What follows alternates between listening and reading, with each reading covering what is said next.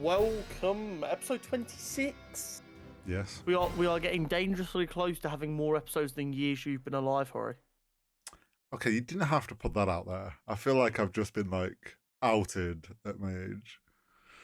But it's fine. I mean, at least we'll reach 30 episodes before I reach 30, so. Yeah, no, exactly. We're this is definitely part of like the weekly routine now, and Oh yeah. And I think that's kind of, as well as the last couple of months having quite easy content in the sense of stuff's been happening. I think it's made it a lot easier to just kind of run with the ebbs and flows. Yeah, it's a lot easier to just wing an episode now if we have to. Oh, 100%. Not much going on. But the thing is, people will know if we're winging an episode because it will sound like the last 10 minutes of the podcast for an hour and a half. I mean, that's not necessarily a bad thing. But if you are here and you are watching, you should definitely like and subscribe because we do good stuff and there's always stuff. My biggest gripe with content creators is because I spend my entire life on YouTube. Every night I'll go on there and I'll click on something and I'll be like, there's nothing new. Why is there nothing new? And then I'm going through my subscription feed and all I'm seeing is our channel. And I'm like, wow, we upload so much more than everyone else. Yes. So if you're like me and you're an absolute content whore who always needs more stuff to watch, we're your guys. We are your guys. We got you. That being said, how's your week been, Hori? It's been good. Been a lot more productive, building up to lots of different graphics and stuff as it is KCP's 3-year anniversary today as we're recording this. So yesterday, if you're listening to this, which is cool. I mean, I've been there just over a year and we've done a lot in that year. So it'll be interesting to see what's next. We have the coolest thing it's a cool thing is we now have an official Pioneers Day in Kansas City. Oh, really? Like KCP's own Pioneers Day. There's I don't know if it's just a city thing or if it's a whole state holiday. It might just be the city because through the mayor. But yeah, Kansas City now recognizes the 21st of July as Pioneers Day, which is cool. I mean, I wouldn't have guessed that Pioneers were only 3 years old with how fast they seem to be growing. And don't get me wrong, fast growth isn't always an indicator of something being around forever. But in esports, an organisation that survives 3 years and is seeing the kind of success that KCP is seeing have a good chance of sticking around for a while. Yeah, it's one of those. It's I feel like there's a lot of teams that'll be 3 years old and are still kind of. You see them as those tiny teams that aren't really. They are. You don't recognize them really as proper esports orgs, but I kind of feel like we've passed that now. I'd say you're getting ready to enter that tier just below your optics and your phasers. Yeah. Where people in esports know exactly who you are, and maybe a couple of people who watch a esport will recognize your organization. Which is never a bad place to be. Very few teams are ever going to get to that optic and phase level of knowing what's up. Oh yeah. It'll take. I think, especially short term now. Those teams have obviously been around for years. The only team that I feel like got to that level in a short time is 100 Thieves. That's kind of because of Nadeshot and who owns it. Again, but also to an extent that kind of comes off the back of Optic. True. Because while 100 Thieves don't owe Optic anything in the sense of 100 Thieves have worked hard top to bottom, they're like a cousin of Optic to a lot of people spiritually. So I don't know of anyone who adores Optic and hates 100 Thieves, or vice versa. Yeah, I don't either.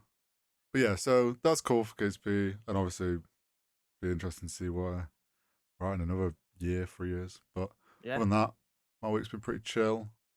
Obviously no shows, so I don't think our week in this country could be described as chill. Okay, yeah. Well, there was a heat wave, but for some of us like me, I'm not sure you can call that a heat wave, Hori. I think the Earth literally opened and went, "This is hell. Start behaving," and closed up again.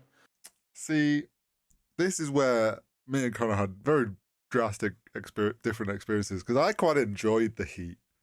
to an extent I'm not because built for the heat, man. I don't mind the heat itself, but I also I realize that I'm in a very lucky position that my work I can do anytime. So what I would do is all afternoon was chill outside in the garden and enjoy the weather, and then just work when it cooled off in the evening. I also do think we need to make quite clear you were a lot further north than me, where it was a bit more of a respectable temperature. It still got up to like 38. Yeah.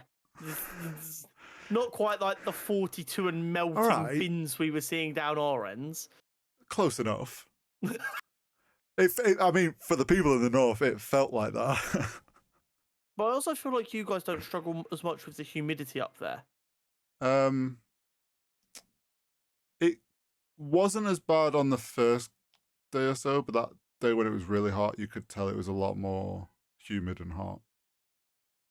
But yeah, I don't know why we don't. Maybe it's probably not quite as humid, but it's always the case. Like the north's always been cooler and also a little bit thinner, isn't it? So like the seaside is closer on both sides, being able to sweep in a bit more of that fresh air. True. Yeah, I'm not far from the coast, really. Yeah. God, I love the coast. I hate beaches, but the coast, gorgeous place to be. But yeah, other than the heat, how was your week?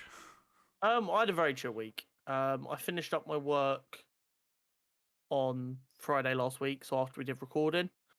Came home,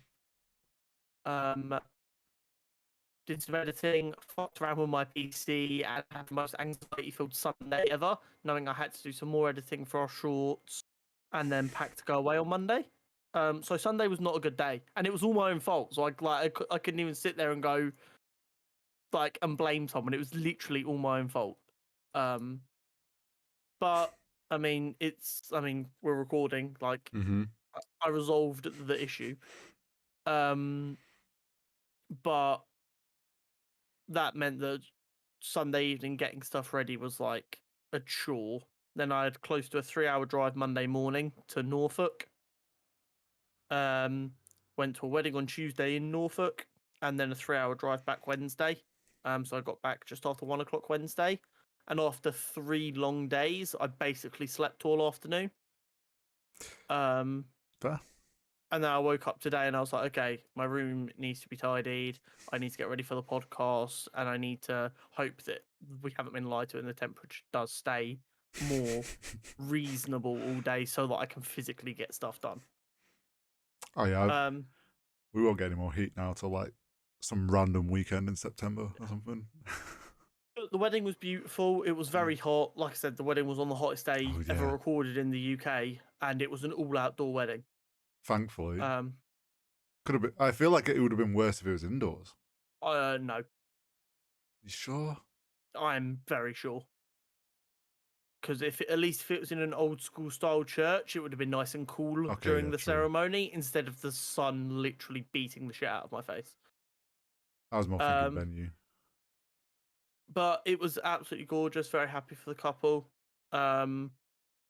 Norfolk, beautiful place during nice weather. However, everything opens at 11 a.m, nothing before, and everything closes at like 9 p.m. What? So, yeah, we had to beg a taxi driver to come and collect us from the wedding venue at 11 p.m. That's weird. Now, don't get me wrong. I know I'm from a much bulkier area that some people would consider part of London. But I could go and sit down at the local Nando's at 9 o'clock and not be seen as a late arrival. Yeah, I mean, even in Preston, which is not the best of places, I'd say. It was just really weird. Yeah, I can imagine. Especially for you. Literally moaning knock on the area. If they had immaculate internet, I would happily live in a place that pretty, but I can't go about with the world shutting down at 9 o'clock. No, I definitely can't consider that the times I'm awake. No, you need the inverse. Everyone wakes up I at need 9 to be o'clock in and a to bed at 11 city a.m. centre where it just doesn't sleep. We are very much city boys in that respect. Yeah. But anyway, we don't actually have any brand new shows to talk about this week. No, it felt weird not having a show to watch. And I'll be honest, until you sent the message, because Hori was on a bit more of the running order duty this week because I was away. As I sent you that message, like, if you got anything, I was a little bit worried, like, we were going to be proper scrambling. But we're good. So just a little brief overview of what we've got coming up. We've got a character profile on Kraven the Hunter, because I'm still angry. So I want all of you guys to understand why. We're going to talk about the new Lord of the Rings show that Prime Video is bringing us soon, which I'm quite excited about. It feels like in the last 8 to 10 days, there has been a billion MCU casting rumours. So we're going to have a little chat about them as well. We should, although some of them have been denied, but I mean, casting rumours always get denied. Yeah. We're going to talk a little bit about She-Hulk and Andor potentially showing us the change in the way Disney Plus is going to be operating going forward. We've got San Diego Comic-Con this week, so we're going to talk a little bit about what we might see from Marvel and one or two things from DC. Oh, yeah. We're going to talk a little bit about the Disney Plus drop of content that's coming tomorrow. And we're going to talk a little bit about Alan Grant and his passing this afternoon. And then we'll wrap it up with the Superhero Showdown, which is Hercules and Martian Manhunter. Timed that well, didn't we? Honestly. Right then. So, character profile. Yes. So, we spoke a couple of weeks back about how the Kraven film Sony were doing is just a heap of garbage before it's even started. Because they're changing the pinnacle of what it means to be Kraven the Hunter. Yeah. And while I was thinking about what kind of character I could talk about this week, I realised we spoke about it, and obviously me and you, like, we both grew up in the 90s and 2000s watching the Spider-Man cartoon, which portrays Kraven really honestly. So, like, I didn't feel the need to explain to you who Kraven was, but I forget that we could have we could have listeners who are a little bit younger and maybe don't know Kraven that well and are confused as to why we're so worked up about it. Yeah, I might have even just read the headline and not really get why it's so weird. Kraven the Hunter is a Russian. His real name is Sergei Karanilov. Great pronunciation. Russian. He was born to an aristocratic family during the Russian Revolution. Although I doubt the version we're going to see live action is that, because that's making him very, very old. But this is the comic book version. Deal with it. He first appeared in 1964 in The Amazing Spider-Man number 15, which is another reason people are so rightly annoyed about the way Sony are fucking with him, because he's a legacy character. Yeah. It's not like he's just been made up. Yeah, it's not like a character who came about in 2005, like, who has no real history and no one gives a fuck if it's done badly. This is a character that a lot of people care about. So basically, after the fall of his aristocratic family because of the Russian Revolution, he took up big game hunting because he wanted to feel powerful again. He wanted to feel noble again. He wanted to feel important again. And how else do you do that than killing defenseless animals with weapons? Now, what I will say to that, because I hate people who hunt animals, let's be clear. But as Kraven goes, he isn't the kind of hunter that you'd see on Facebook and you'd be like, oh, what a dickhead. Kraven did physically hunt the animals himself. He doesn't use guns or anything. But I mean, he would use tranquilizer dots occasionally. I don't know if he used them to hunt any animals against Spider-Man. But he's never been depicted as using guns or anything to hunt animals as far as I know. He properly hunted with his hands and shit, and knives and spears.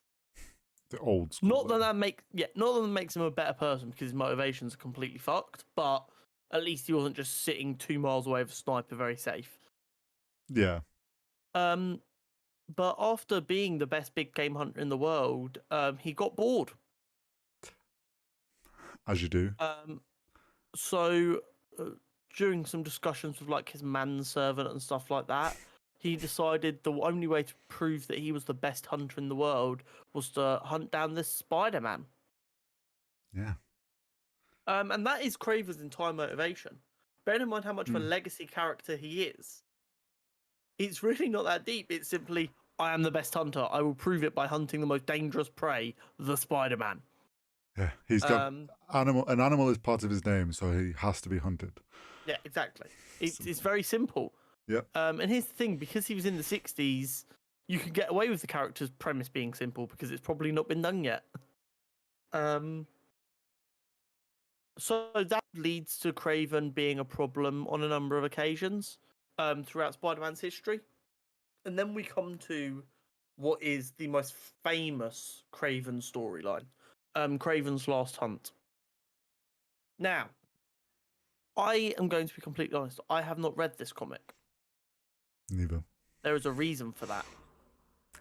It's basically fucking impossible to get your hands on. Ah. Because it's like, so for those of you who don't understand, when a comic gets released, it gets printed. Mm-hmm. The first issue gets reprinted a bunch. Because say they print 10,000 issues, they sell out really quickly. They'll do another 10,000, sell out really quickly. Because people a lot of the time want number one of a new series because it could be really valuable one day, or it could be a part of history and I want it. Mm-hmm. But they then control how many they print. So after 15 issues, they might know, okay, we have like 10,000 weekly, monthly readers. We're only going to print 10,000 copies. Mm-hmm.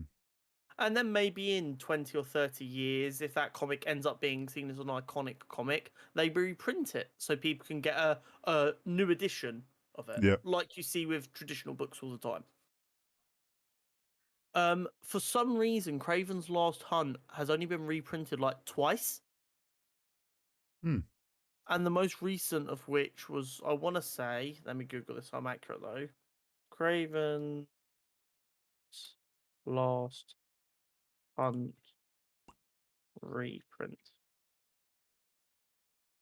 Pause jump.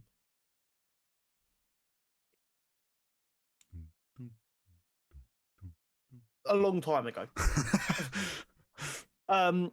And for a long time, it was his last appearance as well, which made it even more valuable, which also makes it a little bit stranger that they haven't printed they haven't reprinted it that much, which means it's a very expensive comic to get hold of. And I'm not the kind of person who likes reading comics online.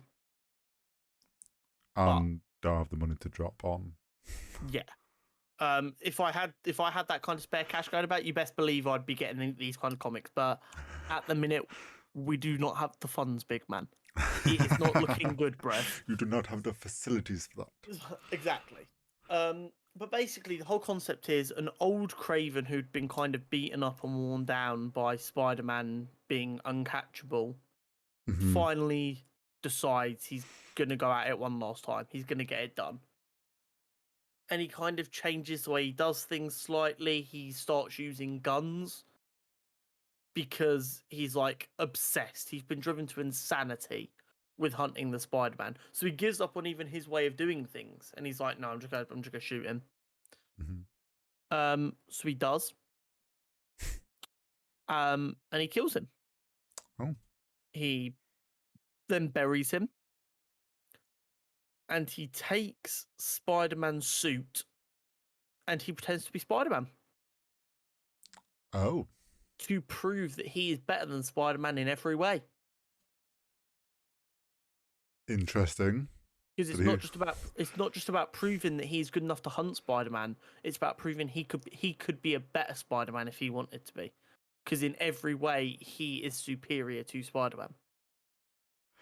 Well, so after a stint of Spider-Man being very brutal, severely injuring 15 people and killing someone, he then writes a letter to the police explaining what happened and kills himself. Oh. Yeah. He's proven it. He's an old guy. There's nothing left for him to do, so he kills himself. Interesting. We then find out that he didn't actually kill Spider-Man. Of course. It was actually a tranquilizer dart. I mean, it was like, I believe, in the same issue. So I don't think it was like a retcon. Shit, we killed Spider-Man. Like, it was, I think there was a bit of foreshadowing to show that he hadn't actually managed to kill him. And it was just a really powerful anesthetic. Got you. So then we get quite iconic panel of Spider-Man like digging himself out of the grave. Oh. So that was the like end of Kraven for a while. He has, as all things eventually are, the only people in comics that are truly dead are the Waynes and Uncle Ben. Yep. Everyone else eventually gets another chance. So Kraven has been resurrected. And because of the botched resurrection, he's technically immortal now. Okay. Unless he abandons his beliefs, acts as Spider-Man, and gets shot by his son. It's quite a combination. And you know what the craziest thing is? I believe currently he's dead. Okay. So that little weird shenanigans, I believe, might have taken place. If we've got any people who religiously follow the Spider-Man comics who know more about that, please feel free to explain that to me in the comments. I never claim to be the be-all and end-all of knowledge, but that was my understanding of Kraven at the minute. Yeah, so like I said, he's an extremely violent guy whose whole thing is being a hunter. But he's not just your bog standard human. Throughout his many years hunting throughout Africa during his big game days, he interacted with lots of witch doctors and, of course, people like that who understood ancient remedies. So over them years, he did manage to improve basically all of his physical attributes above human level, so that he was faster, stronger. You know how, like, in the Black Panther film, they have like the herb that they drink. Yeah. Imagine over like 20 years in Africa, he found lots of weaker versions of them. Yeah. That made him stronger over time. It's kind of like that. Got you. So he is still like a dangerous guy. He's very well trained, and he's an expert of all of his weaponry. He's also physically like perfect. Well, yeah, he's just trying to become an apex predator, wasn't he? So. Yeah, and as a result of that, he did age slower, as everyone does in comics. So I think that will give a little bit more context as to mine and Hori's outrage over the idea that he is an animal activist. And I don't understand how any animal activist could want to hunt and kill Spider-Man, but okay. Yeah, it's like... There's major issues here. We've already said this is just them going, we can't have a main character who dislikes animals. That shit don't fly. And it's like, you can if that's his entire shtick. The only... Don't try and try and fight their corner here. This is more me trying to think what they're actually doing. If they're a bad job. Well, we know that. But like, this is me predicting something they're going to try and explain their reasoning. And I'm wondering if they're going to do, because you know how you said he can only die when he gives up his beliefs about hunting. If they try to make it out like he's at that point, and he's completely changed his beliefs to be... Now, that I could accept. However, that is something that's happened as he's a lot older, and we've got Aaron Taylor Johnson. Oh, yeah, true. Playing him, who is a young guy. Yeah, true. That's a good point. I'm not even going to try and give... There was no way... That was the only thing that I was like... bullshit their way out of this. They might try. They just wanted the name for money. That was it. Oh, yeah. We know what they're like, and we let's be honest, we know what we can expect with this film before we've seen anything. And I expect there to be a new set of memes like Morbin Time, but related to Kraven the Hunter. What really upsets me about it is I think the casting is really good. And I think if he'd been given a chance to actually be Kraven in like MCU Spider-Man 4, that could have been phenomenal. Well, it's like you could have easily done like we get this shit. Something with a Kraven film that's like Spider-Man 4 or links with Black Panther. Like, it's just Sony being Sony. Lord of the Rings. Yes. Now, very much like Star Wars, I'm not even remotely an expert in this. I've watched the original. I've watched the Lord of the Rings films. It's probably been about 5 or 6 years since I last saw any of them. Yeah, I could do to rewatch them before this comes out. So I mean, that would have made me what? No, it's probably younger than that. I was probably about 13 the last time I watched them. So if I misspeak on them, leave me alone. It happens. We just enjoy them. I might get stuff in the wrong order. I'm not a fucking loser about everything I enjoy. I know I give that energy. I'm not though. Some things I do manage to just enjoy blindly. So we got the trailer for Lord of the Rings like 5 minutes after we finished recording last week, didn't we? Yeah, so we'd had a teaser a while back, and we had character photos of them, each character in costume, but we didn't really know anything about who these people were. And then, yeah, at the end of this week's episode, we finished recording, and I was like, oh, there's Lord of the Rings is trending, and it was a new trailer. Which looks phenomenal. Yeah, safe to say, Amazon's money is paying for real good CGI. Daddy Bezos is spending the big bucks. But because for people that understand how Lord of the Rings is made, a hell of a lot of it is practical, costume, set design, but a lot of landscape and world building is obviously done through CGI and filming in New Zealand. Is it? Correct me if I'm wrong here, and that's assuming you know. So Star Wars, the original ones, which are looked at as like the pinnacle of modern CGI, and in my opinion, going back and rewatching them now, still holds up relatively fucking well when you consider they're like 50 years ago nearly. Yeah. Was really good practical effects and then just touched up with CGI to smooth out the edges. Is that not kind of how Lord of the Rings has always done their stuff? Yes, I would say like original Lord of the Rings and original Star Wars was, I'd call it less CGI, just VFX. A lot of it was practical. And then they just touch up the little mistakes. Yeah, it was like prop design. It was a lot of model. In the original Star Wars, it was a lot of model work. Miniature work. Like the trench fly was like a big model, wasn't it? Where they like swooped the camera down. It's a lot of miniature work. And then that all gets touched up with VFX to add like lighting and all that stuff, which does like doing practical with VFX definitely sells things more. And Lord of the Rings was a lot of the same. I'd say Lord of the Rings probably used CGI a bit with like the landscape stuff, like it's early. But yeah, now it feels, well, from what we've seen, obviously we don't really know, but I would say this Lord of the Rings show is kind of keeping true to that.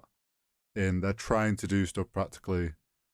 I think that was kind of given away when they did like their video of like the fire going through the sand to make the logo. Yes. And then 2 weeks later, the leaked footage of them filming that came out, and me and you went, "Holy shit, that was all real." Yeah, it was all practical. There's like a bit of VFX, like extra steam and extra like stuff like that. But yeah, the breakdown of how they did that title sequence is wild that they did that for real. And it makes me excited. I'm really, really excited to see this. Oh, so am I. But when it comes to talking about the episodes for that, it's very much going to be more like the Star Wars kind of stuff of that was really fun. I enjoyed it. I don't understand why people are angry. Instead of the deep dives of they said this, what do you think it means? Yeah, I plan to rewatch The Lord of the Rings close to it so that any kind of location that are the same but a different time period I kind of pick up on. I'm similar with Star Wars. Like I know a little bit and I understand a little bit of the world of Lord of the Rings, but I'm not super detailed because I'm terrible at remembering stuff like that. When's the first episode of Lord of the Rings? 2nd of September. 2nd of September. So we've got a month. Yeah. So that's like 4 episodes. All we really know. Oh no, it's got 6 episodes because of the record dates. Yeah, it's called Rings of Power. Every other week we could watch one. Yes. So we could watch one for the episode of the 4th, the episode of the 18th, and then the episode of the 1st, and then from the Friday the 2nd we'll have our first episodes. So we can watch one of the films and then just catch up on it. Yeah. Because again, like we try and make this entry for DC and Marvel stuff. We've got to remember there's a whole wave of legitimate like 15, 16-year-olds who are older than we were when we fell in love with this stuff who haven't grown up with it. Yeah, there's definitely like an age. I would say there's probably an age group that has seen Star are Wars ready because to of the have their new mind stuff. blown. Yeah, but there's also probably an age group that like might never have seen Lord of the Rings. Yeah, which I mean, it Because sounds wild to like me and you because it yeah, was huge when I was growing up. But it's like Star Wars has had new stuff, so it's like you can grab the younger audience again. Lord of the Rings hasn't had anything since The Hobbit, and like I mean, I didn't watch any of them, and I don't so plan on it. I watched The Hobbit. I thought it was fine. Yes, they could have not done it across 3 films, but then at the same time, you could quite easily say Lord of the Rings should have been done across 9 films, not 3. Yeah, but we like the 5-hour extended cuts. Well, yeah, we do. But yeah, I'm looking forward to it because they're it's not like on any streaming services. That's gonna be a bit of a bastard. what Lord of I'm the gonna have to Rings. find the old DVDs. Yeah, I have the extended Blu-rays somewhere, so I think I have the extended DVD somewhere, so it might I'll have to crack be. that out. But yeah, I mean, it's set thousands of years before the Lord of the Rings films. Thousands, because I wasn't sure if it was thousands or hundreds. I'm pretty sure it's thousands. Okay, cool. So does that mean that none of our LV friends who live for a very, very long time will be about? some of the LV friends will be. Okay, how long do Lord of the Rings? Hang on. This is the thing. For? I don't know if it's I thought I read it was thousands, but I can't remember exactly. I'm gonna Google it real quick. Cool.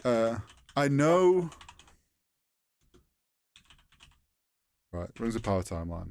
Oh, okay. Elves in the Lord of the Rings world don't die from age. So we might see some more LV friends. Orlando Bloom. I don't know if we'll see the same actors. Hello? That's at first my internet cut out. Oh, okay. I thought your camera froze. I was like, oh, Connor's camera's frozen. This is technical issues. And then I was like, this is going on for a while. And then my Discord just shut off. I would just like everyone to know that I kept talking the entire time in So case just in case his Hori side could hear me and he couldn't respond to me. But that's the first ever times we've had technical issues in the middle of a recording. I was just saying that. But that whole that's wild. Blank spot will probably get cut and it'll come back as we came back. Yeah, you're just gonna come back to 2 people now looking very the fuck's just happened. But for those that don't know, we just chopped out a huge chunk that was technical issue. A solid 2 minutes of just nothing. Unknown. Anyway. So what was the last thing you heard from me? Was it me going Legolas? Yes. And I said cool. I don't know if it'll be the same actors. I know all of them are a lot older now, sadly. I'm pretty sure we are getting Galadriel, who is the elven princess woman. Okay, cool. You know, that was in the woods. Yep. But I've just looked it up now. So Lord of the Rings was set at the end of the Third Age, which was a 3,000-year-long age. Okay. This is apparently going to be in the Second Age. Okay, so it's like about 3,000 to 10,000 years prior. Yeah, it's saying between 3,000 to 6,500 year gap that it could be placed in. And it's obviously about the 20 rings, including the one, which is the one ring and the 19 other that were given to everybody. Yeah. So I feel like we're going to see them being made, them being handed out, and all the power shifts that come with all that because everyone wants the power. I'm really excited. Lord of the Rings stuff is fucking awesome. I'm not into a lot of fantasy stuff. That's just not my genre. But Lord of the Rings I really enjoy. I doubt Jenna's ever seen them, so I might get to expose her to them for the first time. Yes. And I mean, in my opinion, the Hobbit films aren't too bad. I feel like they got, as everything seems to nowadays, got slated more than they should have done. I think I said it before we started recording, but anything that's popular that isn't perfect is garbage. Yeah. That's the internet's view on everything. It was just one of them where they stretched out to 3 films and it didn't need to necessarily be. But I'm interested because for a long time, the Tolkien estate, who controlled all the books and what was going on with it, said there was never going to be any more films. They didn't want. They were done with letting people make films on the books. And then this cropped up, so something's obviously changed there, or someone's persuaded them. Do you know what it is though? And don't get me wrong, I know it lasts for a while, but there's the thing with stuff like this that after X amount of years it goes into the public domain. I think with the Tolkien stuff, it's not, because it's passed through the family. So it's his family have taken it control of it. It would need someone in his family to not have kids and die, Yeah, and then the timer would start. I guess. But at the moment, Okay. I think I'm wondering if it's got passed on to like the next generation again, and they've said, "Oh yeah, we're on board with it." Daddy Bezos and his billions, yes Yeah. please. Or it could just be that Amazon came along and said, "Look, we'll pay you this much," and they're like, "Okay, yeah, that sounds good." But Them Lord of the Rings residuals don't hit so diff at the minute, so yeah, give us some of that Amazon money, baby. for people that are really into Lord of the Rings, like this is gonna be a different time period. Lord of the Rings is set in a very kind of down time. The world's not in a great place. The elves aren't as strong anymore. The dwarves are all but gone. We're going to see a lot more of the fall from grace rather than the aftermath. Yeah, this is like the golden years. So I'm excited to see like all the different dwarven factions and all the elves, humans. There's going to be a lot more like iconic human like kings and stuff. So it's going to be an interesting show. For sure. But yeah, we've got a couple of months before that comes around. I mean, like a month and a half. Yeah. 6 weeks. True, when you put it that way. So yeah, so if you've never watched Lord of the Rings, watch the it. 3 of them over the next 6 weeks, and then you'll feel like you're in the podcast. Yeah. Because we'll be talking about them over the next couple of weeks, I'm sure, if we remember to watch them. It is like a big time commitment. Like 7 hours every other week. That's a big old time commitment. If Ori took that time to rewatch the trilogy, he could watch all 3 seasons of The Boys. I could, but then I can't keep this talking point going. Talking about The Boys, 2 of the actors from The Boys might be making their MCU debuts if all of these casting rumours are to be believed. Oh. Also, I'd like to shout out Linus Tech Tips for these amazing segues he's given me confidence to pull off. So I'm talking about. I always fuck up his first name. Giancarlo Esposito, and Anthony Starr, who've both been in The Boys. Esposito has also been in Breaking Bad and so many things. He was also the bad guy in the latest Far Cry game. He was in the Mandalorian season 1. Yeah, Mandalorian. Yeah, brilliant actor. Plays such a good villain. So it'll be interesting, bearing in mind the main role he seems linked with is Professor X. Oh. He's linked with a number of other roles that I haven't written down, including roles like Mephisto. Right. I'm okay for him to have whatever role they deem fit for him. He's a fantastic actor. He'll make it work. Yeah. The fact that he's linked to so many roles convinces me he does have a role. Yeah. But everyone's just arguing over what one it is. And maybe it's because MCU, like they maybe wanted him, but they've like so many different roles. They put his name. Role. Yeah, they like put his name in the hat for like so many different characters. They've shortlisted him for like 19 different characters, and now they've finally gone, he's right for this one. Yeah. I think it'd be interesting to have him as a Professor X. I could see that really working. It's whether or not they... Well, I suppose there's going to come a point where they have to recast Professor X. Yeah, I don't think Patrick Stewart is going to be our main continuity Professor X. I'm fine that he got his cameo in Multiverse of Madness. That was quite important to me as someone who grew up on the original X-Men films. But I don't think it makes sense for him to be Professor X going forward. And I also don't think he would have agreed to that cameo if there would have been like any kind of an understanding that he would stay in the role. Yeah. And Anthony Starr, who plays Homelander, is apparently rumoured to be in discussions to play Dracula. Which is interesting. Very interesting. I can see it. I don't hate it. Again, I think Anthony Starr is a phenomenal actor who could do a really good job. But I don't know if that's just people who've been watching The Boys going, I love this actor, I want him in everything, trying to find a way to get him into the MCU, which Yeah. we have seen a lot of in the past. I suppose though, like,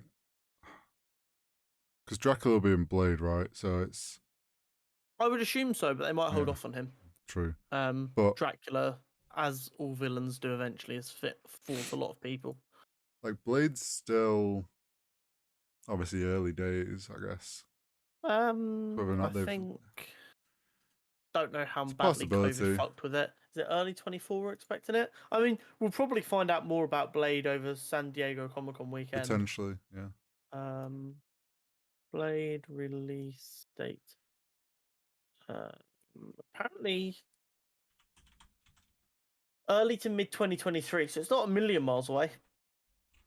Okay. Yeah, no, not. But we'll see. Mm-hmm. The next one, which the actor themselves has denied, but again, denying stuff doesn't necessarily mean anything. Mm-hmm. But apparently Ryan Gosling is linked to the Nova series that is coming to Disney Plus. As an executive producer, and a lot of people think he will also be playing the main character, Richard Rider. Interesting. If you don't know who Nova is, guys, he is on my list for a character profile nearer the time. Because Nova is very interesting. I mean, and I now like Ryan Gosling, so we've got a lot of rumors around the Fantastic Four film. understandably. All of these popping up around the time of San Diego Comic-Con is either journalists who have a tiny little lead trying to make something huge when they know it's going to get a lot of attention. Yeah. Or they're legitimate. So the main one I'm hearing is that apparently Jason Segel is going to be making a cameo in She-Hulk as the Thing. Which could be interesting. I'm very curious about that purely because for him to make a appearance as the Thing is really going to have to change how the Fantastic Four kind of work.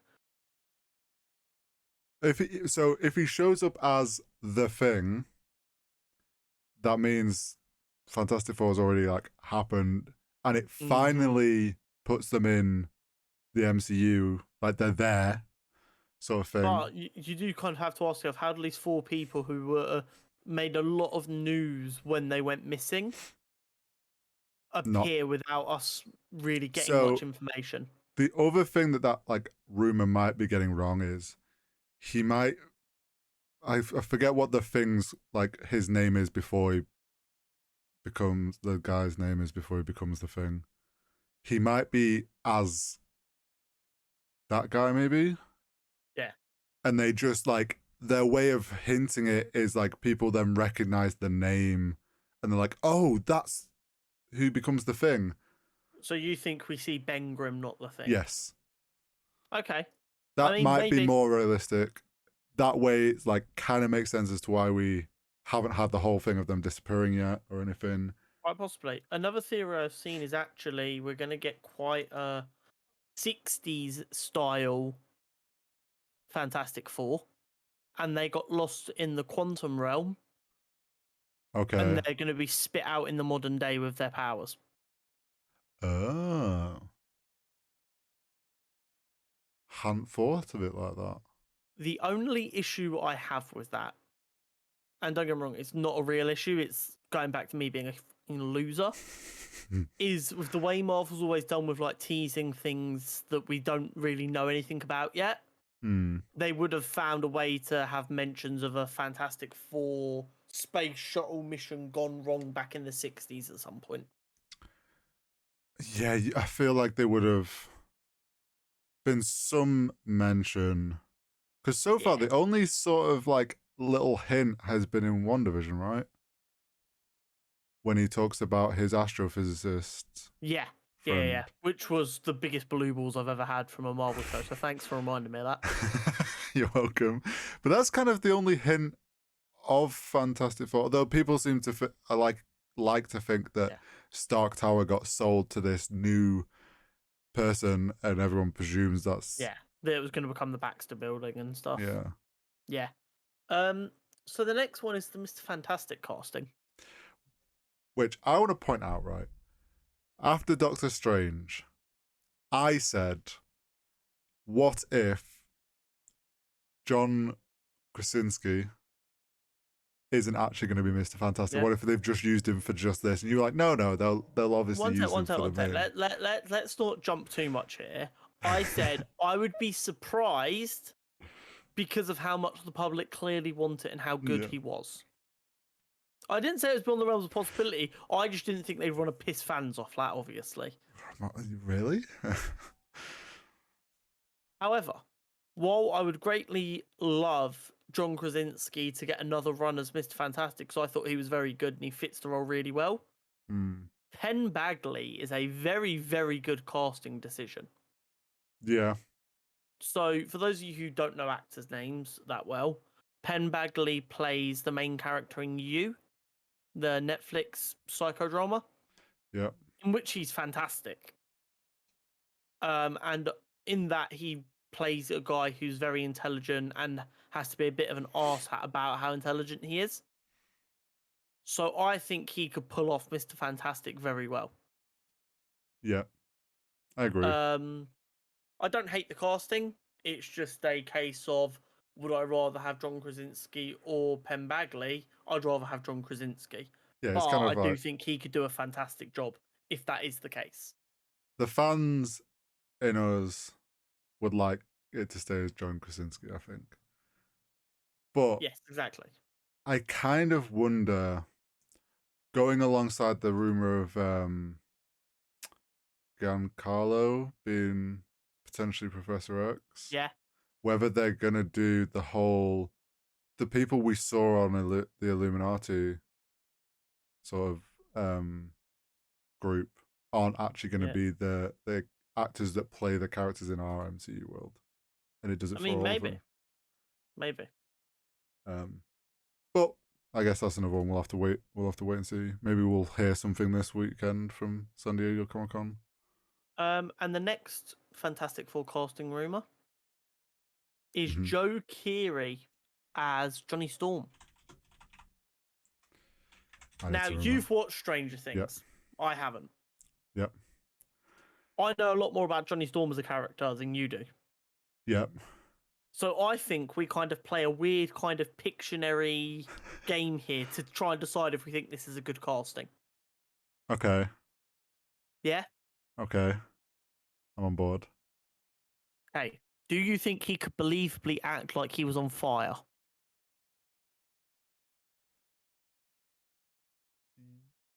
Yes, I do. Do you think he could do that without also having a panic attack about the fact he is on fire?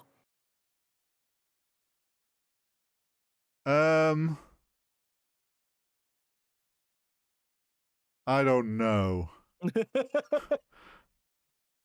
Basically, the big thing with Johnny Storm is he's charismatic. Which Joe Keery is very good at being a charismatic. My question would be, I feel like, while for the most part I don't believe superheroes in the MCU need to be ridiculously jacked, Joe Keery just seems a little bit... See, I don't base it that. See, this is where I know what Marvel does to actors. Pump them full of steroids.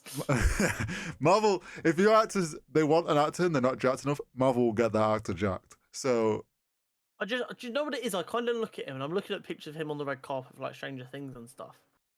And I'm not even sure if being muscly would work on him. I'm Do you understand what I mean? Yeah, but I'm pretty sure in like season 1 he was a bit more like he's not going to be like jacked. If anything, he'll be shredded. Yeah, and that, to be fair, that's what Johnny Storm needs to be. Yeah. He needs a little bit of muscle. What do you call it? You know the guys who kind of like it's all like their own body weight. Yeah. Calisthenic. Calisthenic. I've never seen the inside of a gym, so I'm sorry if I'm using the wrong words. That's kind of the body type that Johnny Storm needs. Yes, which I could see Joe Keery guessing too. Yeah, and that's all he really needs for it physically. And his hair is fine, just a little bit shorter in all directions instead of the crazy 80s length. Well, yeah, that's the hard thing is he looks very much like he's straight out of Stranger Things. Yeah. So they literally just take 4 or 5 centimeters off every direction, and I can see it. Do you know what it is? He plays a very good charismatic character in Stranger Things, and very much a ladies' man in the earlier seasons. Which you know what it is? Just the same as I don't dislike Penn Badgley, but I prefer John Krasinski. I don't dislike Joe Keery. I just prefer the old rumors of Zac Efron. Okay, yeah. I do just think they missed the boat on Zac Efron because he's getting a little bit older now, and Johnny needs to be the youngest in the group. Yeah, I feel like you can't get away with Zac Efron now. Exactly. You might have been able to get away with him if you went John Krasinski, who's a bit older. Yeah, so like all the others look older. Yeah.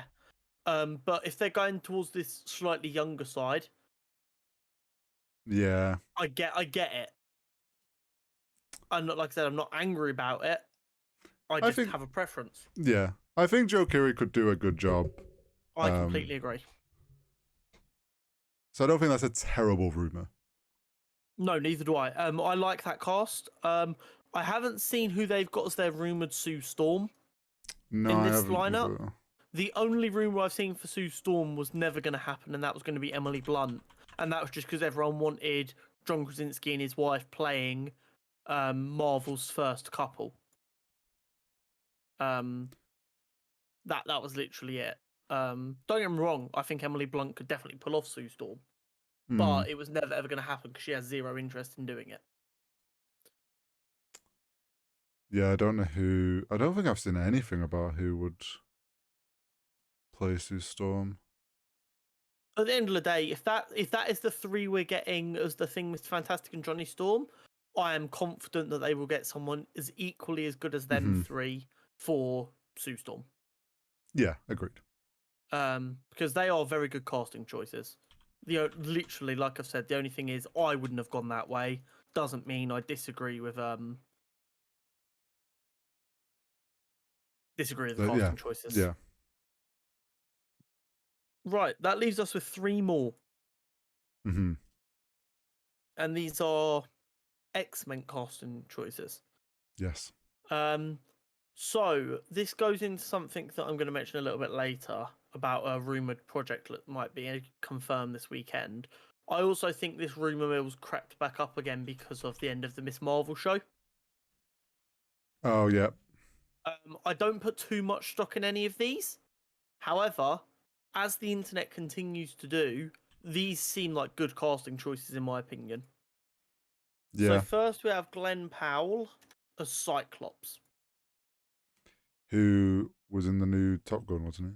Yes, and he was very good in the new Top Gun film. And again, based on that performance, I could definitely see him being a Cyclops-style character.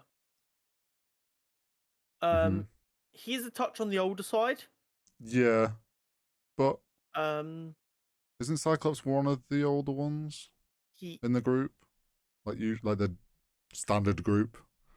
He's always an adult, whereas there's normally some teenagers knocking about. I wouldn't necessarily call him old. More so battle worn.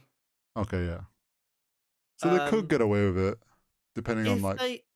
If they wanted to go for like a route of like traditional X-Men for like a film, and then let the traditional X-Men be quite old for 2 or 3 films, so that then they can push them off and have New Mutants, this works. I wouldn't, because so the thing with the X-Men, right? We are agreeing that Deadpool is in the MCU. Yeah. Which he's talked about the X-Men. Although we've never had like the OG cameos. We've only had why am I forgetting his name now? Big metal guy in Deadpool. Colossus. I nearly said Cyclops because we just said his name. Colossus. And we've got like Ultra Megatron Death, whatever her name was. I'm so bad with Negasonic it. Teenage Yeah. Warhead. That one. So maybe we will get an older Cyclops. Don't forget Yukiya. Maybe we will get an older Cyclops because maybe they're going to try and play off like X-Men have been around for a while, so the OG characters are more older. The rumors of what I'm seeing is maybe they're going to go for a Krakoan era, which was when the mutants had their own little country essentially where they all lived. Oh, okay. And this entire time, Professor X has been basically blocking their existence from everyone's minds to keep them safe. Right, I get you. But as a result of the snap, it has caused the mutation in a lot of people who've come back because of all the radiation that it sent out. Yeah.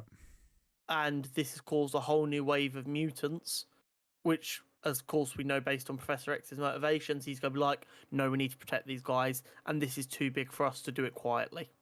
Yeah. Which, again, however they decide to do the X-Men, as long as they do it right, I don't have too much of an issue. Yeah, I feel like they're somehow going to have to tie in to what Deadpool's shown with the school. I don't think it does, because the two Deadpool films so far, I don't think have to be part of MCU continuity. Yeah, but I want them to be. Yeah, no, but wants and needs are very different things. Look up so-and-so's hierarchy of needs. What's it called? Yeah, well, my Maslow's? wants are needs, Connor. So. Oh my god, I was fucking right. It's Maslow's hierarchy of needs. Wow. See, I paid attention in some of my A-level classes. I definitely didn't. Next up is Margot Robbie as Emma Frost. Which? I mean, Emma Frost is a attractive blonde woman, while Margot Robbie is a fantastic actress. They could have got a very average actress to pull this role off. Yeah. I might get some hate for that. Maybe the fact they've got Margot Robbie shows that they really want to allow this character to be more than the what would you call the old like caricature of women in action films? It was like it's kind of what Black Widow suffered from at times. The Madame. What do you call it? I don't know. You've lost me. I can't remember what it's called, but basically it's like a term for women who are like super sexy but dangerous, and like that's their entire character, and they don't delve into it anymore. I get For a long time, that's how Emma Frost has always felt like she's been portrayed. Maybe they've got an actress the quality of Margot Robbie so that they can actually allow her to be more than that. Right, yeah. And the next one is one of the three casting rumors that's been around since the dawn of time. Who will take over from Hugh Jackman? Will it be Daniel Radcliffe? Yep. Will it be Tom Hardy? Or will it be Taron Egerton? The internet has decided they are back on the Taron Egerton bandwagon. Yeah, we're in the Taron Egerton arc again at the moment. Yeah, we're in his 4-month turn. So if something doesn't get announced by Christmas, we'll be back on to assuming it's Tom Hardy, I believe. And then it's back to Daniel Craig's turn, right around for mid-2023. So stay tuned for that revolving door of whose turn is it. I still stand by the fact that we need to have Wolverine show up. Hugh Jackman, Wolverine, show up at some point, just as a cameo in MCU. We won't get him as Wolverine. We might get a Hugh Jackman cameo where he does like a Stan Lee style cameo as a little nod to the character. Oh, that's the best we'll get, if we're lucky. Or with the multiverse, you never know. Down the line, we'll visit a very old Logan. But basically, all three of these Wolverine castings would work. I personally think Tom Hardy makes the least sense. He's already playing Venom, and he's the oldest. And when you're getting rid of Hugh Jackman, who was already very old, you want to go young so that you can keep Wolverine around for as long as possible. Especially bearing in mind he's supposed to be a character that like lives forever. Yeah. But yeah, as with all casting rumors, some will happen, some won't happen. If you've got 1, 2, 3, 4, 5, 6, 7, 8, 9 on this list. If 4 One of them them's- happen, I'll say that's a very, very, very good rumor leak. Yeah. I feel like one of them, like at least one of them is definitely right. With so many leaks at the same time, it would be remiss of us to not assume at least one of them will be right.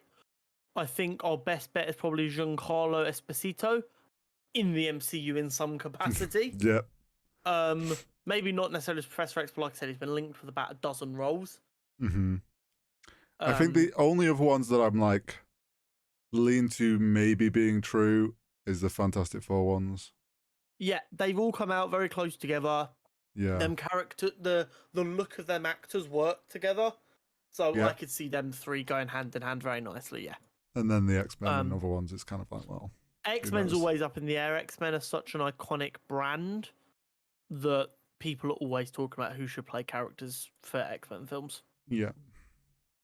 Anyway, this moves us on to what seems to be Disney Plus's plan for the future. Yes. The shift to... And if that is the case, I am quietly confident that our issues around the MCU's pacing in their shows is going to be resolved. Yeah, I feel like... So we had our first overlap with... It was with Miss Marvel and Obi-Wan, right? Yes. Yes. Which was the first time they'd let Star Wars and Marvel overlap. Which... Something I've mentioned in my theory of why MCU shows have felt a bit off on pacing is because the first 2 years of Disney Plus, they had very set schedules of they wanted one big show going on at a time to get viewership and to get people to sign up. It's now past that. We've had a bit of an overlap. I feel like they've seen that people watch both shows, no problem, and it didn't affect numbers. Especially because they were put on the same day. So they probably found that people sat and stayed on Disney Plus for 2 hours rather than just watching one episode and then coming off of it, which to them will be a big plus. So wants to keep everyone on their website. Yeah.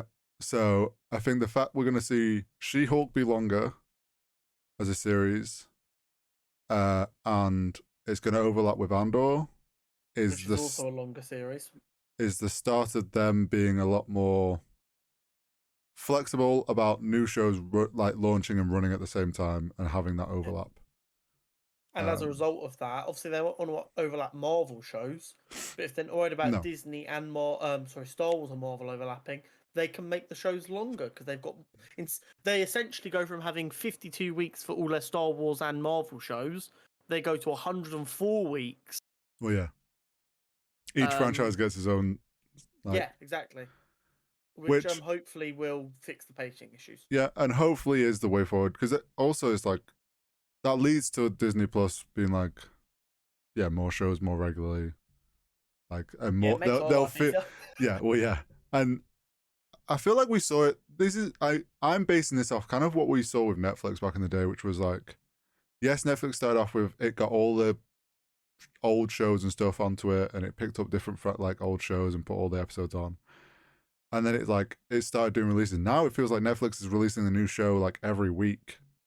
Like there's something Netflix made launching all the time, and it proves that like they've built up to that. And I feel like Disney Plus is sort of doing the same thing. So I completely agree. We just need a new like Disney Plus to start a MCU animated section where they just start putting out brand new animated things. Connor's nodding in cartoons. Extreme agreement. I mean, well, we're getting that with Spider-Man. Into the Freshman, Home Fresh, Home Fresh. Isn't Home Fresh that delivery service or whatever in America that everyone gets sponsored by? You mean Hello Fresh? Hello, that's Hello Fresh. We got there. I mean, Hello Fresh is also available in this country. But is it? Yeah. I'll never see it anyway. Oh, there we go. That's our sponsor from fucking HelloFresh. Never happening. Cheers, Hori. If this episode randomly disappears in 3 months' time, just know we've got a sponsor coming. I think you know who it is. But yeah, so we do have. Obviously, we've had the What If shows. Mm. And we're getting a animated Spider-Man show coming. We're getting X-Men 97, which is going to be animated. So they are foraying back into the animated stuff. But unfortunately, I don't see them beating DC on quality. That the only thing they'll be able to beat DC on is accessibility, because DC doesn't give a fuck about people outside America for their animated stuff. So, I mean, it's looking potentially bright for Disney Plus. It is indeed. And that moves us on to San Diego Comic-Con, which is this weekend. It is. Marvel and DC both have panels. Mm-hmm. The only real rumor I'm hearing for DC is apparently Henry Cavill might be appearing to confirm that he is back as Superman. Oh. Which would be huge, bearing in mind everyone thought he'd left and wasn't coming back. Yeah, and thought he was leaving to go to MCU. There is also a lot of people going, everyone thinks he's going to rock up on the... Yeah, there's a subset of people going, Twitter when Henry Cavill rocks up at the Marvel panel instead. And they go, excuse me, Henry, you're in the wrong panel. You're in the wrong place. Or what if he shows up to both? That would be amazing. But bearing in mind that Marvel is owned by Disney, apparently there's not going to be any huge, shocking announcements at San Diego Comic-Con. And the really, really big ones are going to be saved for D23, which is Disney's own kind of event. But they're always going to give Comic-Con fans something, because Comic-Con fans are a microcosm of the most critical Marvel fans. Yeah, they're like, Comic-Con's been around for so long, they are like the core of nerd fandom. Yeah. So what we will get is we will get stuff that is going to be nerd-pleasing this weekend. And then stuff that is going to be financially significant to the MCU's success at D23. Yeah, I think we may get some teasers at Comic-Con, but we won't get any trailers or anything like that level till D23, I don't think. So, going back to what I was saying about the X-Men casting rumours, apparently there is a rumoured project called The Mutants that people think might be announced this weekend. Now confirmed to be being worked on.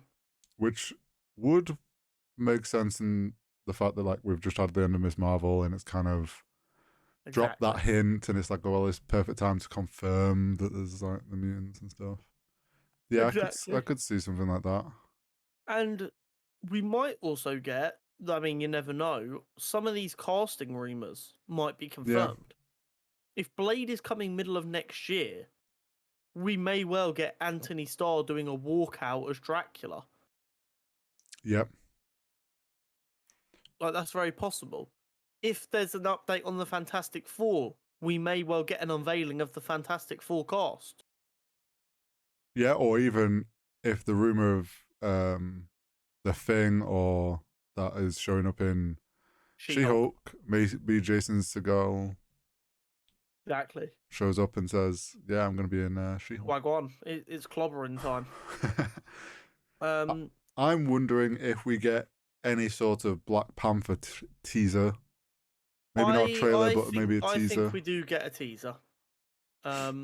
With how close we're getting now. Yeah. I think we get a teaser.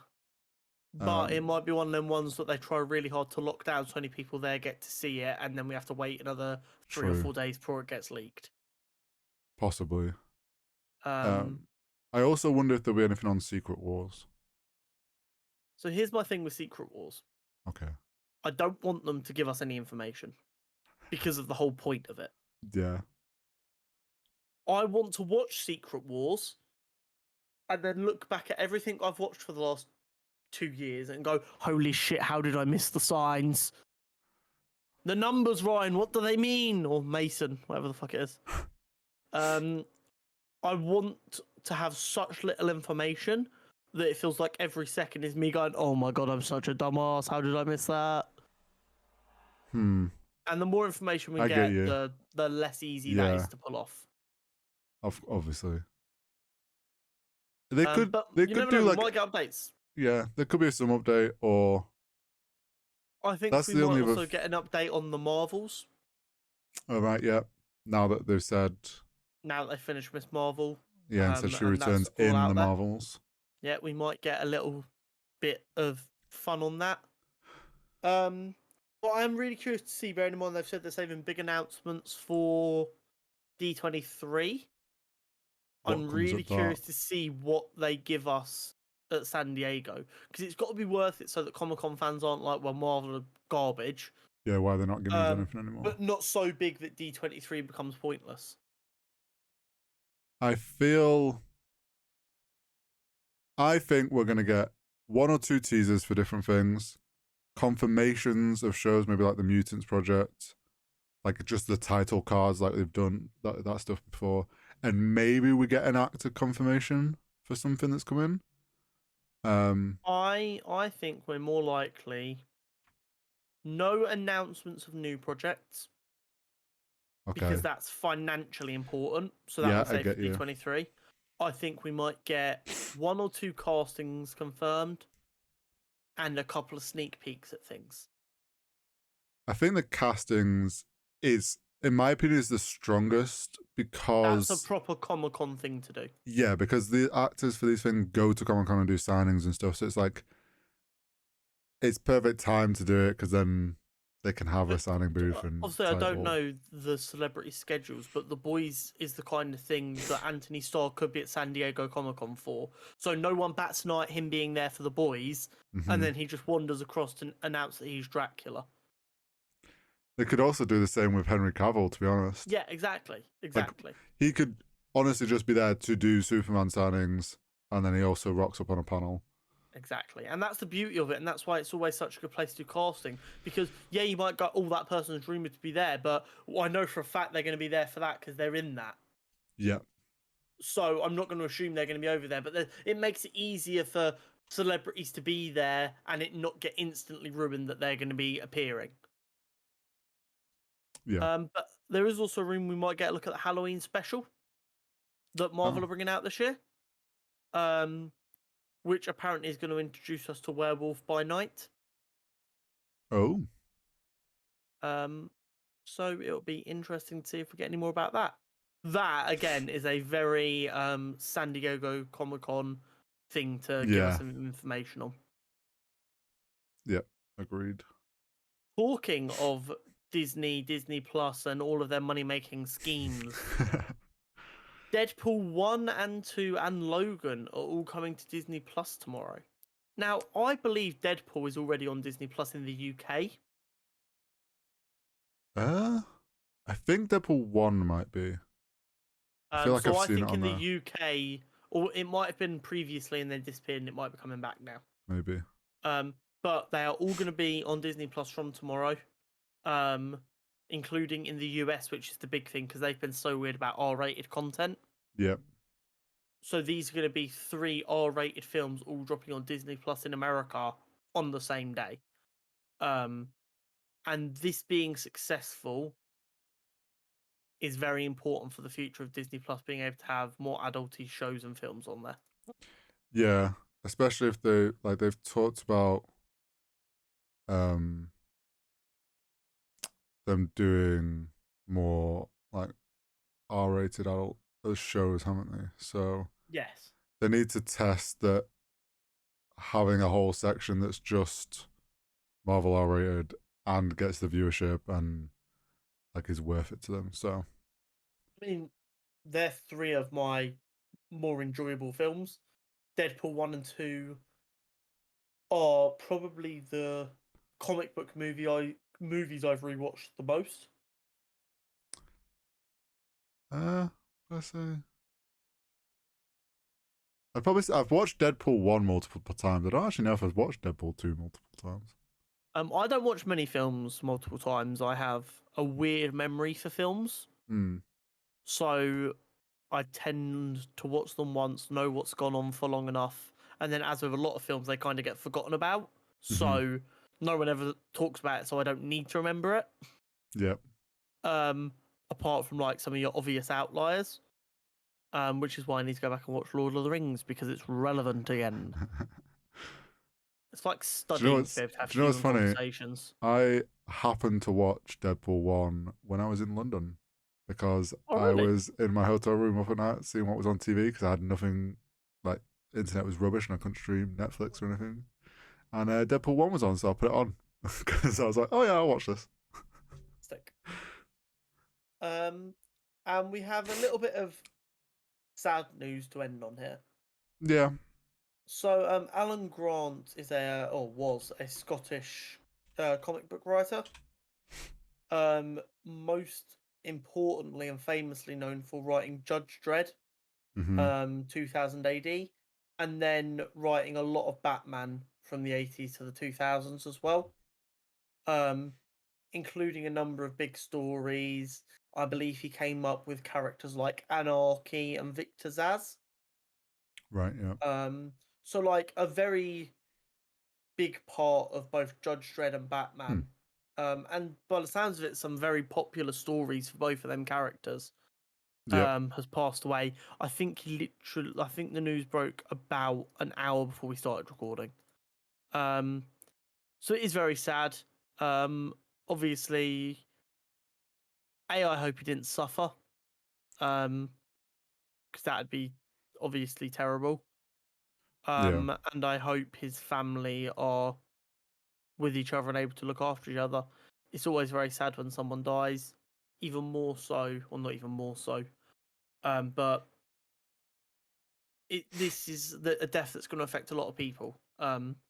Because comic book stories they're an escape for a lot of people. So to find out the person who wrote comics that got you through a significantly difficult part of your life has passed away is going to definitely affect some people. Yeah, and for someone who's been in the industry for so long, like so many people that he was inspiration that got them into the industry, and then they've worked with him and stuff. There'll be a lot of that side of things as well. So if you look at when he did the majority of his work in the 80s leading up to the early 2000s, a lot of the people who grew up reading his comics are the people currently writing comic books. Yeah. And I'm sure if you analysed it closely enough, you'd be able to see which writers have been inspired by him. But it's one of them things they say, as long as like something you've done lives, you're never truly dead. And he's definitely put enough work out there for his life to live on through people for a long, long time. Oh yeah, the comic books that he worked on and stuff obviously will live on. Yeah, I wouldn't be surprised if some of the bigger issues he did get reprints. Yeah. I know, obviously, you see it with musicians when they pass away. All of their biggest hits go straight to the top because everyone's like, "Oh, that's so sad. Let me go listen to their music." I'm sure, or I'd like to think DC would do a reprint of his comics, maybe for a charity that was close to his heart. Yeah. Or maybe even just for the family if they need help paying off funeral costs or whatever. So maybe some of his greatest stories get to be brought back to life again for new people to enjoy. Yeah. Most likely. And that leads us on to our Superhero Showdown. Yes. Now, this is a big one this week.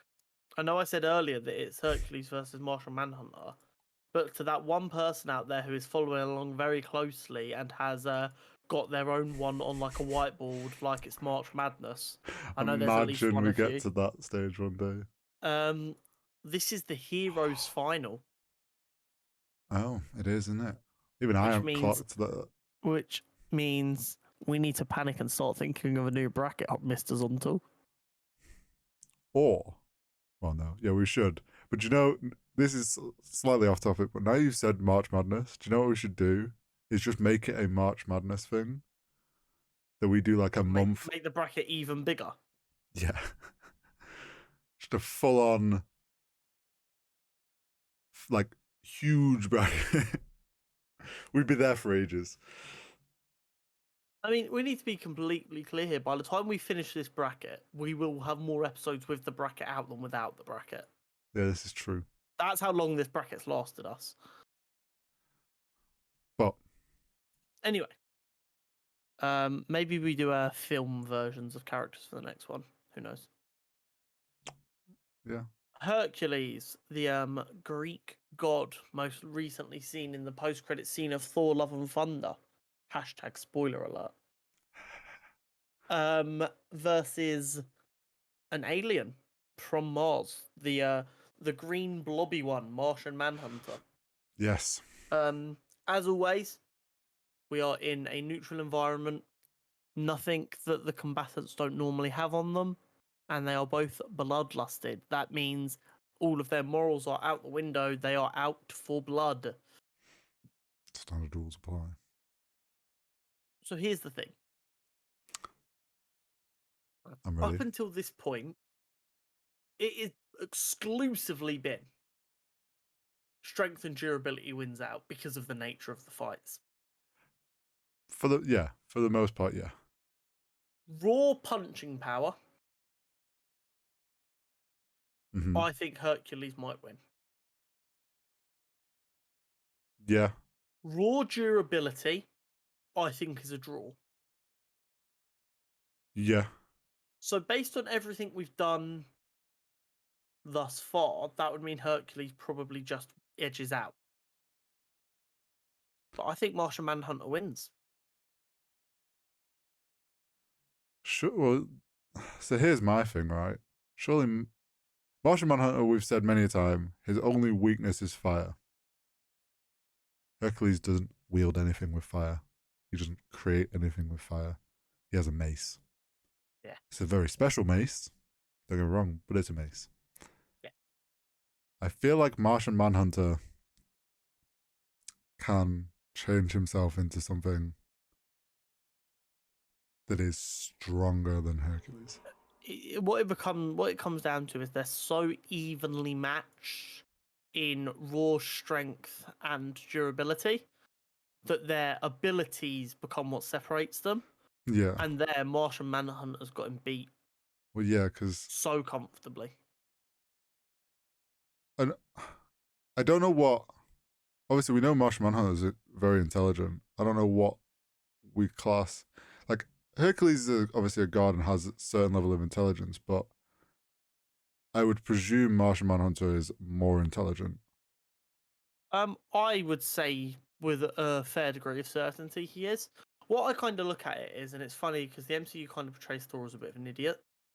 Yeah. But an idiot to Asgardian standards is still a lot more intelligent than a human. Well, yeah.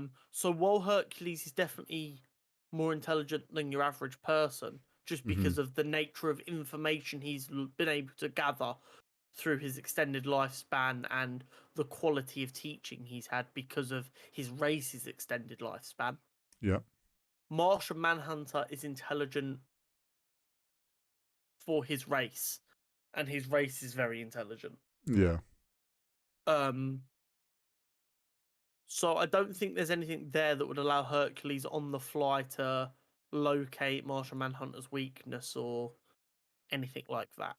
No. Whereas I feel like Martian Manhunter would be intelligent enough to read and figure out some sort of maybe a weakness or way to overpower Hercules. He'd break down pretty quickly that this guy is a bit stronger than me and just as tough as me. So just getting in a all-out fist fight with him not ain't ideal. gonna work. I want to kill this fucker. Let me go into me bag of tricks.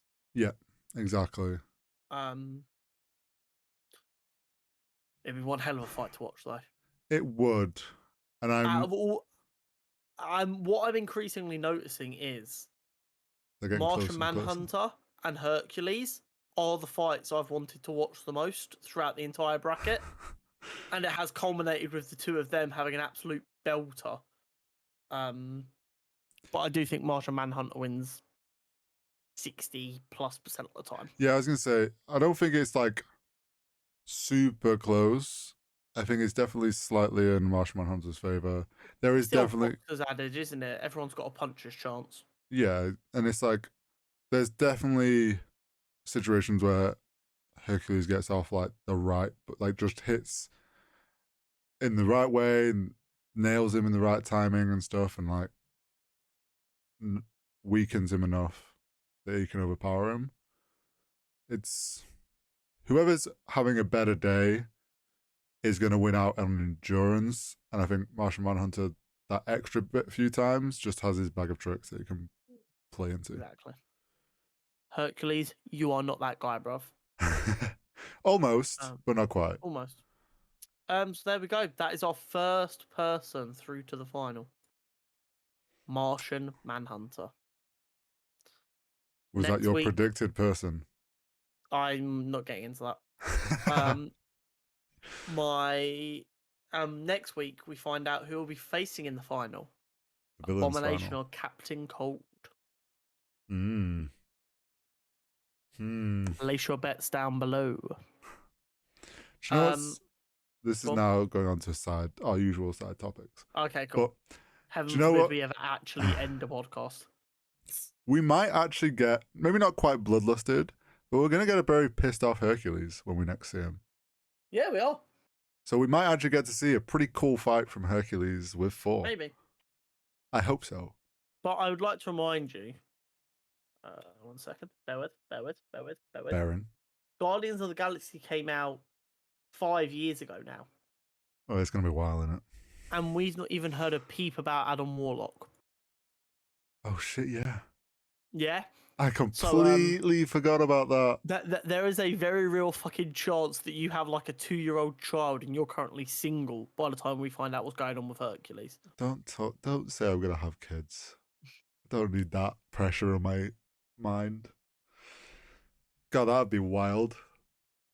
That's the next time we see Hercules and we're like, God. Episode 400. Or yeah, episode 400. The channel's been dead for 6 months and you just come back and go, I fucking told you so! Yeah, just on the Twitter account. I was correct and it's a clip from this episode. Like 4 years later. But anyway, I think that's all from us this week. Yeah. Maybe Horror will watch The Boys, maybe we'll watch some Lord of the Rings, maybe we'll decide that we're just going to waffle about random stuff. Maybe we'll have some exciting news from San Diego Comic-Con. I mean, next week's episode 27. And every group of 9, we've had a guest on. Ah. So maybe. Who haven't we roped in yet? We short notice get a guest in. We haven't roped West in. We haven't. Do we want to? That's... I'm trying to... Well, I was more thinking, like, who else in our friends group do we know that watches Marvel stuff that we haven't had on? We get Paige. She'd have so many questions. She would not want to do it. She'd hate it. But yeah, maybe we do. Or maybe I turn up next week and go, turns out a week is not enough notice to organise 3 people's schedules, so it will have to wait.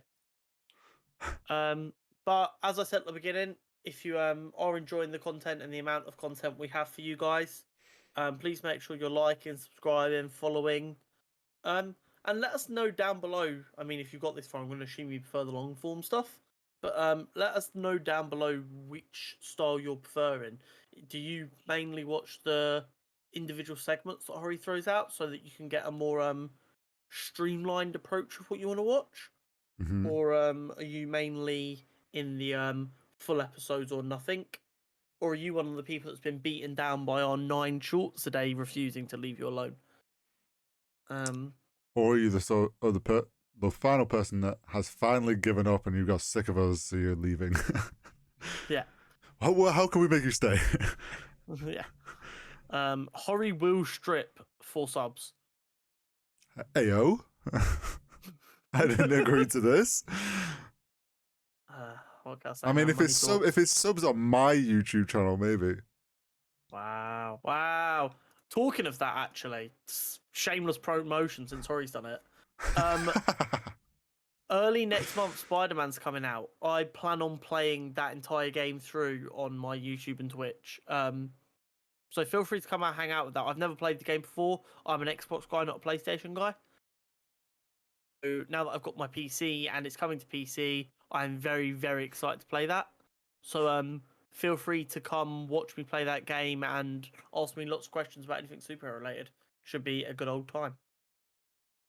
Yeah, and if you want a very poorly scheduled hit or miss if I'm going to stream or not, come to my channel, because who knows what's going on over with me. Sometimes I play Valorant, sometimes I edit photos, sometimes I don't stream, sometimes I do stream. Just go throw a quick funny callback to the beginning of the episode where I say my favourite content creators never upload. Hori is that style of content creator. Hi. Yeah, brain says no sometimes. Anyway, we're actually going to end now, otherwise we'll be here for another 40 minutes waffling. Thank you very much. Have a lovely weekend. See you next week.